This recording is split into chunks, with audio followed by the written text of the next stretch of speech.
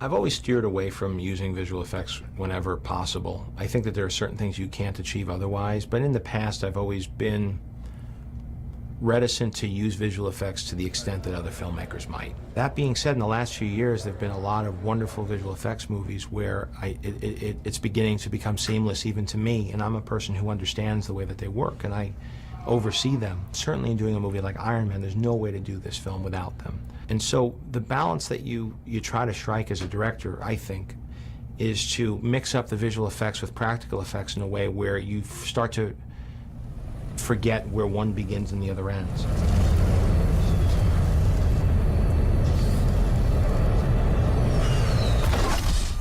Okay.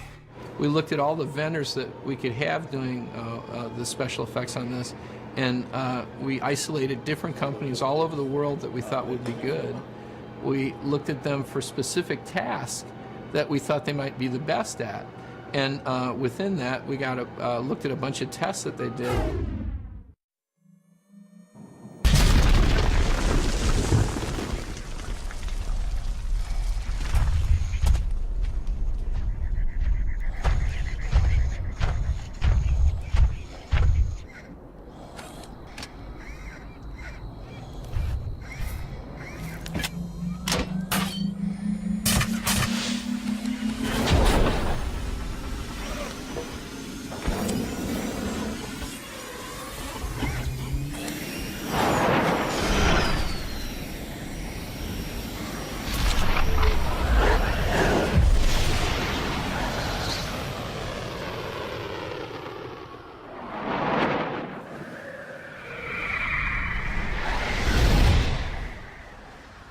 Right now we have 3 companies doing the visual effects for Iron Man.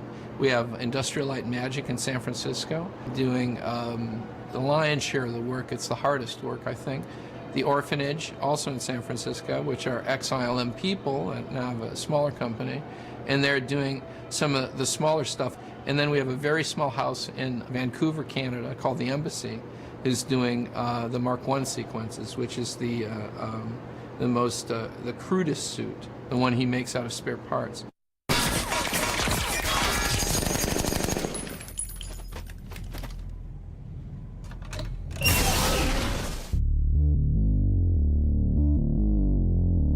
Doing Iron Man, it's something that's been a lot longer process. It's more like a marathon than a race, but it's been something that everyone's been really, really into doing.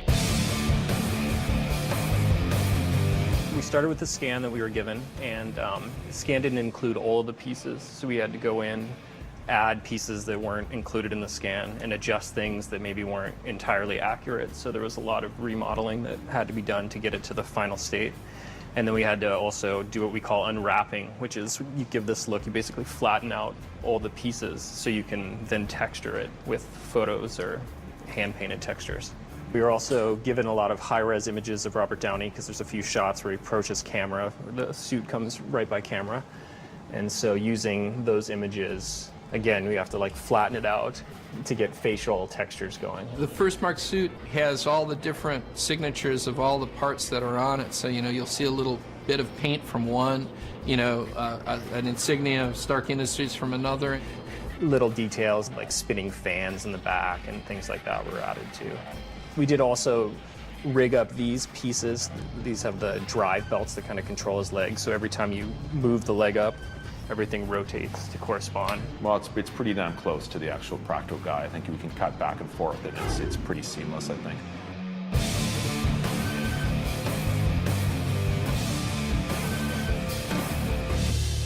Here is a mocap sequence that we got that they shot down in LA at Giant.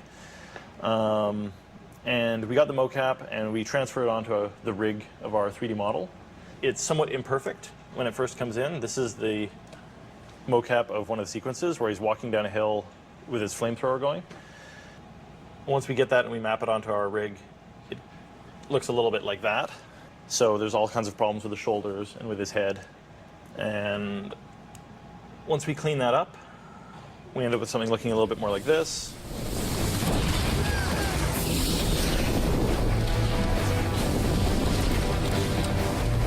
This is based on a still shot. So we have a still plate that was actually scanned at eFilm at 4K, so that we can move in on the plate and actually do a camera move down through it that's added in a post. But anyway, we take all those layers, which are the CG Iron Man. There's computer-generated smoke that goes in front of him as well to blend him back into the background.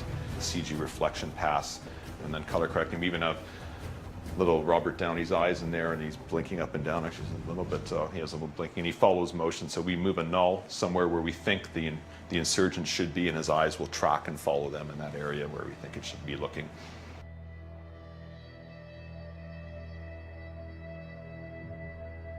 So this is one thing we did where, for one thing, the guy in the suit could not stand up like this or bend in that position. Even when we motion captured the actor, there's still some issues where you would see pass through. His hand may move and his forearm may intersect with his bicep, or his hip may intersect with something else. Like right in here, you can see this has to be really close where it's actually moving and not intersecting with his hip to make it look real. And then once the CG is done, it comes down here, and the compositors put everything else together and make it look real. This is a really interesting shot here because actually the director Jon Favreau is actually the motion capture actor in this particular scene. And the original shot was done with the practical guy in the suit. There was a little bit of a stumble and a bit of a weird move at the end after he did the punch, and the production really wasn't all that happy with it. And we're working on this shot right now, so you'll see that this is a much less final looking shot. Iron Man is really rough looking. This is a low res render, but you can actually see John's motion capture in there, and he's done a really good punch on the guy, sent him flying, and it's just a much more heroic stance, which is cool. And it's good that John got to get in that suit, and he can tell his friends for years to come how he got into Iron Man's suit.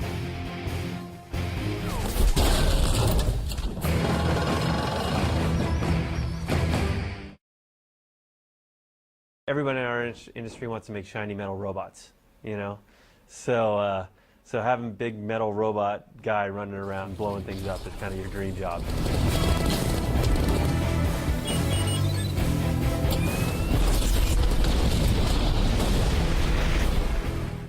I remember talking to John Nelson way back, and we were talking about, well, what are we going to do with Iron Man? Because we've got Robert Downey Jr., who's an amazing character actor and is all about the face and the eyes, but we're sticking him in this metal suit where nobody's going to be able to see him. How are we going to solve that problem? Gauge heads-up display. Check. 4-door preferences from home interface. Will do so. 19 months ago, I walked into visual effects supervisor John Nelson's office, and on his wall, he had a picture from 2001, A Space Odyssey, of Dave in his helmet with all the reflections on his face in the slit scan sequence. And I said, well, what's that doing on the wall? And he said, well, come with me. And we walked over to the storyboard artists, and they had drawn these shots of Tony inside his mask. But they weren't inside his mask because there was this depth to it with graphics in front of his face. And I said, that's going to be the coolest thing in this movie. The HUD was, in many ways, kind of the dream job that we always are sort of dying to get at the orphanage. I mean, you know, we're a visual effects house, and oftentimes we are asked to do visual effects where it's like, make this jet look exactly like a jet, or make this explosion look exactly like you know exactly what it looks like. And the HUD was one of these things where make something that you've never seen before, that nobody's ever seen before, but yet something that everybody thinks is really cool.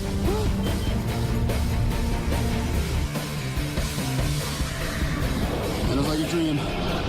We have many of these shots where you actually see Tony flying and you see him doing his thing, but then we actually see it through Tony's eyes looking out.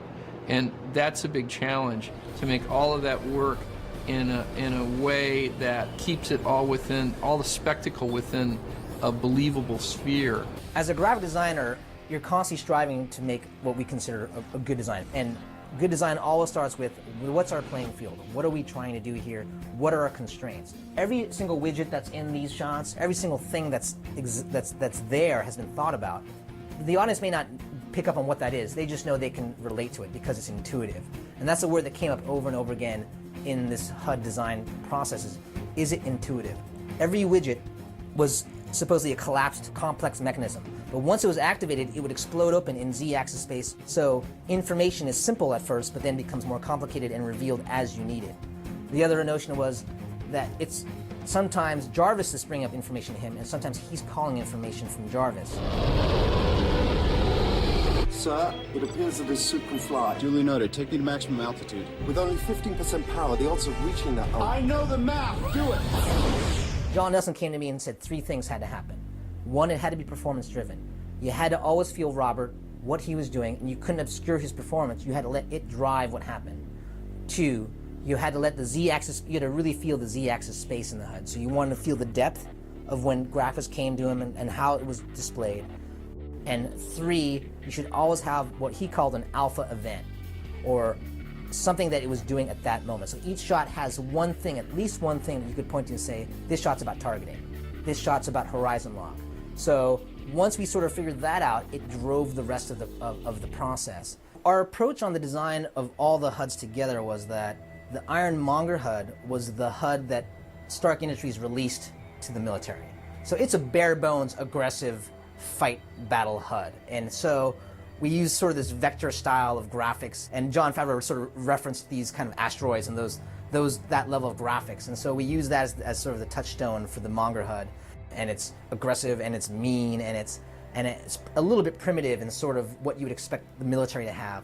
Then we went to Tony. We said he would take that technology and make it his own. He would make it slick just like he is. He would really think about the UI design.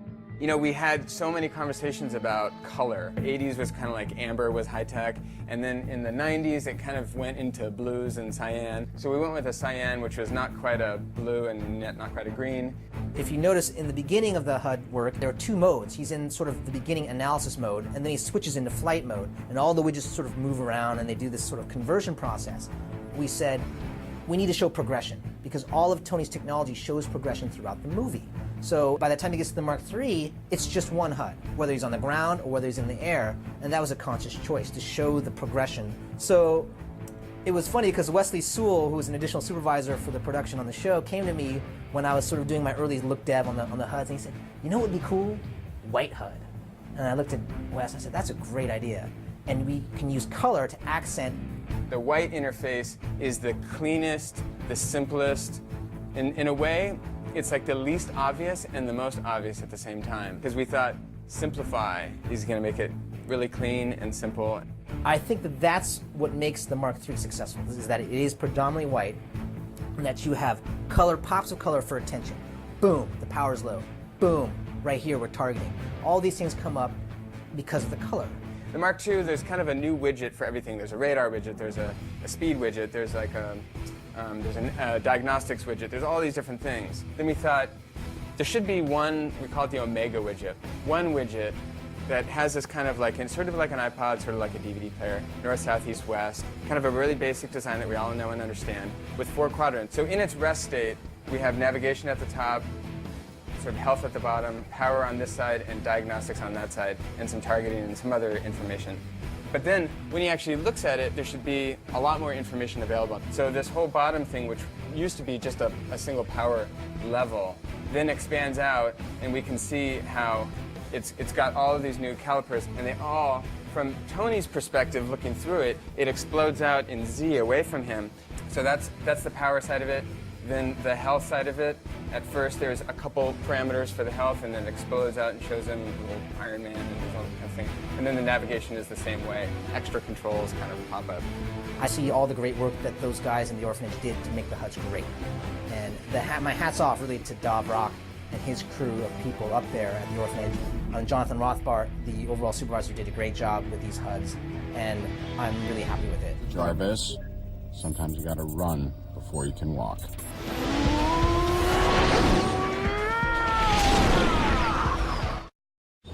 Time to hit the button!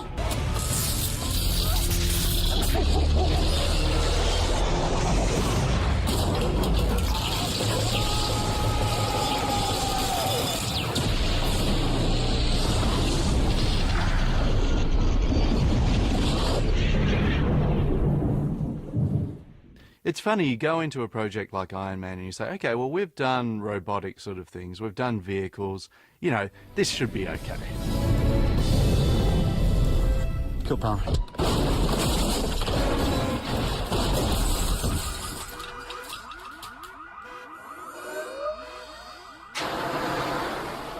This film has a real unique difference from robot films in that the characters are, you know, they're human beings inside these suits. They're more like knights in armor.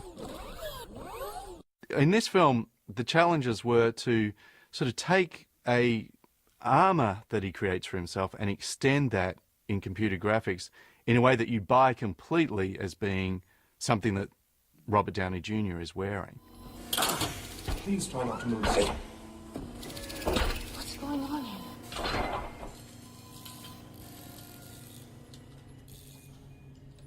Let's face it, this is not the worst thing you've caught me doing. I went over and talked to some of our best hard surface model people, Bruce Holcomb and Ron Woodall, and basically said, oh look, I've got this project coming called Iron Man, we have to do a test. And they jumped out of their seats and hit the roof laughing, and it was like, yes! We had just sort of not maybe a month prior, not having heard anything about, the project starting. Maybe a month prior, started seriously talking about trying to do something with it again. And he and I both had made the backgrounds on our machines Iron Man related, images, just to sort of daily inspire one another. And he used to say, we're never going to get this thing done. It's a big pipe dream. And then that's when Ben did come and kind of mentioned it, and he basically said, "See, I told you they were going to do it. Now they got it, and now you can't do it." It's interesting, Jon Favreau's approach to filmmaking, which makes it really great to work with him, is it's almost Altman-esque, which is kind of an odd thing that you see. You don't normally run into that with visual effects. A really gratifying side of that is that you get to contribute ideas, and it's a collaboration, and he would challenge us. Jon Favreau's approach to the creatures, the way they work, he didn't want it to be kung fu-y. He wanted it to be more like, bare-knuckle brawling. He definitely has kind of the cool library in his head of, cool YouTube stuff. Jon Favreau is very much about invisible visual effects supporting the story. And we talked a lot about stressing what the suit could do and not creating shots just to show off the visual effect there. We want to create a shot to tell the story and tell it well. Iron Man didn't feel like it was approached like a superhero movie. It felt like it was approached like something with more realism.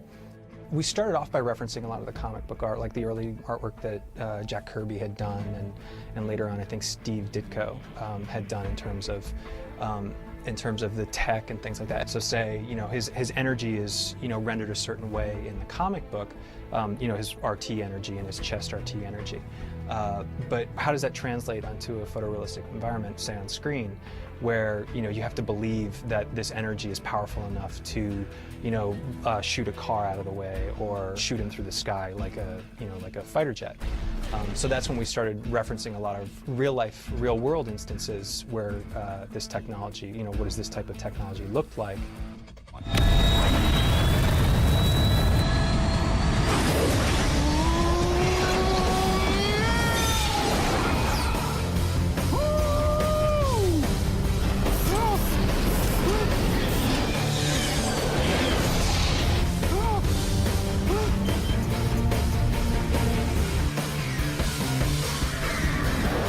a dream.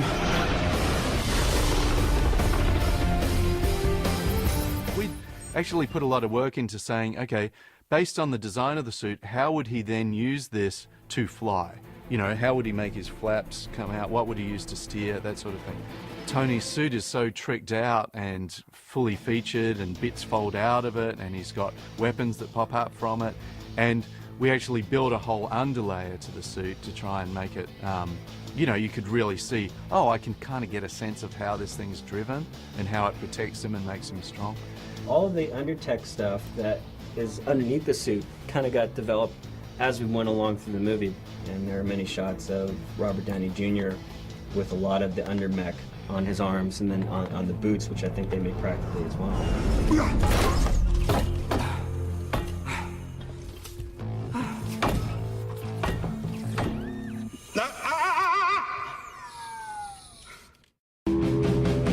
Sequence early on where he's tested all his flying rig, and he's made, got his what we call repulsor technology thrusters, the things that actually propel him, and he's made a suit, a flying suit that he's testing.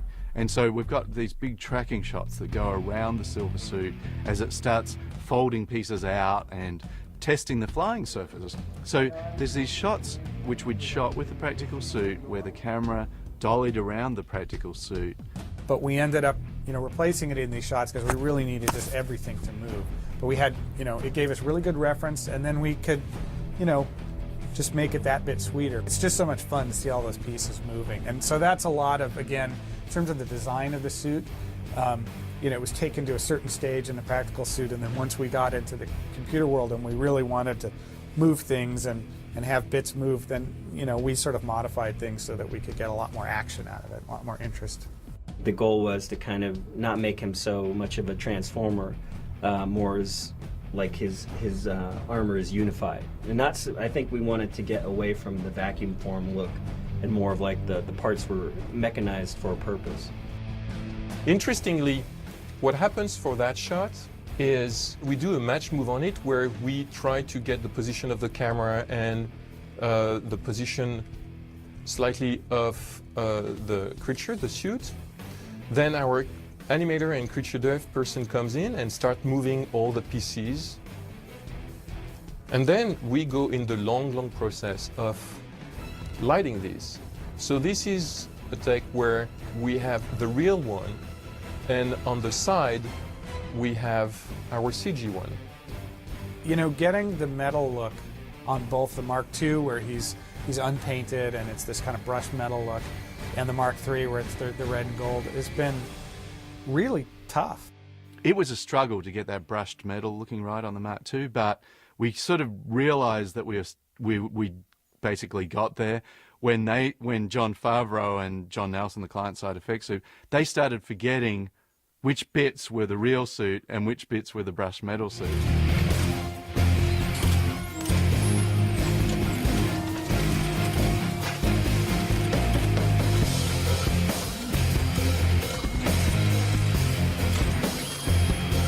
That sort of marriage of the CG and the real, where you're not sure where one ends and one... that's something we always strive for. In one scene, we'd filmed Robert in a helmet and very little else. Initially, there was a slightly different take on that whole event.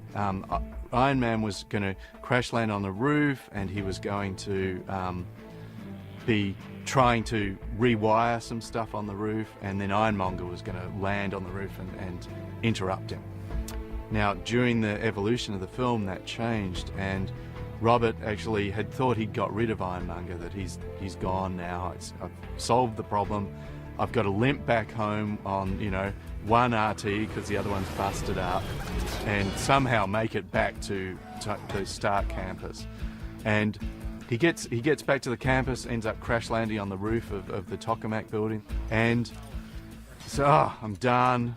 Take off my helmet, take off my glove. And none of that was in the original performance. It was basically the original performance was him sort of walking forward, talking, and then turning around. So the animators had to come in and put a front end on that, because we still needed him to open the helmet and it be Robert Downey and it all to match. But the front end, he had to do a quite different performance while he was still Iron Man. I'm almost out of power. I gotta get out of this thing. I'll be right there.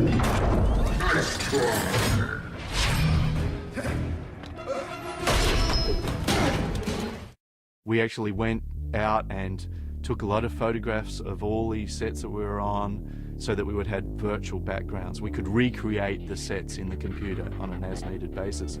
So then we had the option, when John wanted us to free up the camera. And so we can actually move the camera around to places that it never was in the original footage. So then when we come back to the shot and do our version of it, we're panned a lot more to the right, and we've added all this in over here. This is all digital now, but we've mapped on photos that we took of the real set and then put in the sky so that we can really stretch it out and have a much bigger camera move than we had in the original shot. And then the jump is a lot bigger now with a more heroic moment in the middle of it. We tried to get what we've been calling a Marvel moment, which is sort of, here where he's really flying through the air, he's got his fist up and he comes down for this big punch. In that case, what we did is we recreated the background, and then we had the buildings that are just behind, we had the city, and then the sky, and of course the two creatures, and that's what gives us the final result with a lot of smoke and the effects of the repulsor that Jeff will talk about.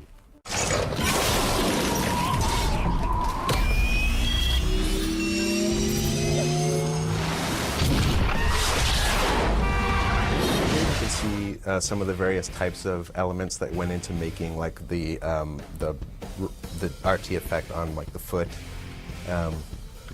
There were a lot of sort of powerful, sort of flamey elements that then would get built up. We add sort of glowy cores. We added elements such as this one to sort of that we could animate on a shot-by-shot basis and sort of emphasize different aspects of it, make it feel more powerful at times when he really wanted to goose it and accelerate through the frame. All right, let's see what this thing can do. What's SR-71's record? The altitude record for fixed-wing flight is 85,000 feet, sir. Records are made to be broken. Come on! It's been great. It's been really fun. It's a great way to kind of shake things up. I wish I had a suit like that. Good job. Good job.